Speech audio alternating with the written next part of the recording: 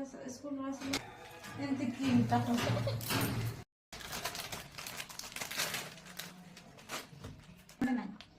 ধরেছিলে